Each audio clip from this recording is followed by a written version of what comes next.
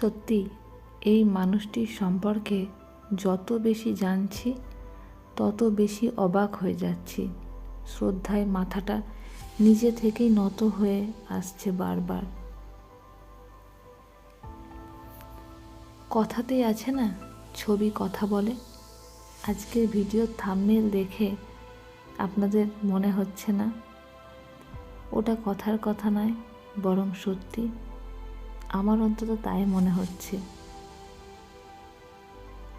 গোটা সমাজ যাকে একজন ত্যাগী স্ত্রী বলে জানেন, সেই ত্যাগী স্ত্রী মাঝপথে ফেলে যাওয়া তার স্বামীর সম্পর্কে কি বলছে জানেন? আজকের ভিডিওতে আমরা প্রধানমন্ত্রী নরেন্দ্র মোদীর সম্পর্কে তার স্ত্রী যশোদাবেন মোদী ঠিক কী বলেছেন সেগুলি নিয়ে আলোচনা করব। প্রায় বছর 50-এর বিবাহিত তারা, অথচ চোখের দেখায় থাকা মাত্র বছর 3-এর, আর একসাথে সময় কাটানো মাত্র 3 মাসের। আজও ডিভোর্স হয়নি তাদের মধ্যে। তারা তাদের নিজেদের জীবনটা নিজের মতো করে এগিয়ে নিয়ে গেছে, যে যার কাজ করে চলেছেন অনবরত, কিন্তু একবারের জন্য পিছু ফিরে দেখেননি। দুজনের কেউই তাদের জীবনে তৃতীয় কোনো ব্যক্তিকে স্বীকৃতি দেননি। স্বেচ্ছায় তারা একাকিত্বকে স্বীকার করে নিয়েছেন আর আপন করে নিয়েছেন নিজেদের কাজকে।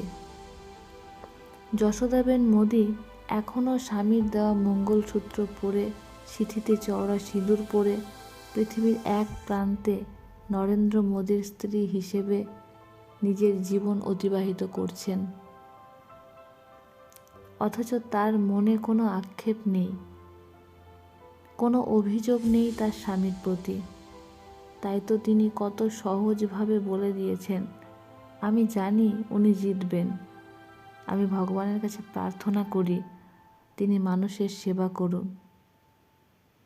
আজকের দিনে দাঁড়িয়ে কতজন স্ত্রী এই কথাটা তার স্বামীর জন্য বলতে পারে, যে স্বামী কিনা তাকে শুরুতেই ত্যাগ করেছে?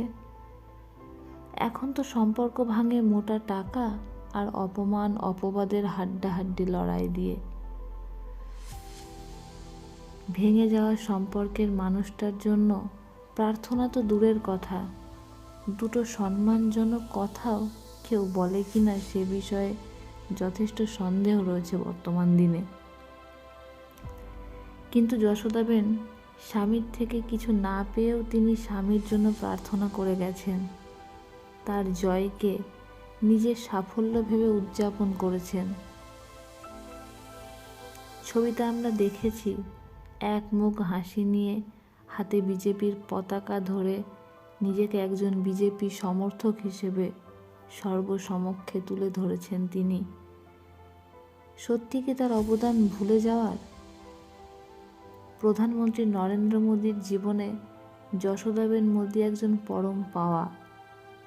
প্রার্থনা করি অবসরে তারা আবার একসাথে থাকুক, তবে আর 3 বছরের জন্য নয়, জীবনের শেষ মুহূর্ত পর্যন্ত। আপনারা ভালো থাকুন। আজকের ভিডিওটি এ পর্যন্তই। ভালো লাগলে একটি লাইক এবং চ্যানেলটি সাবস্ক্রাইব করে যাবেন। ধন্যবাদ সবাইকে।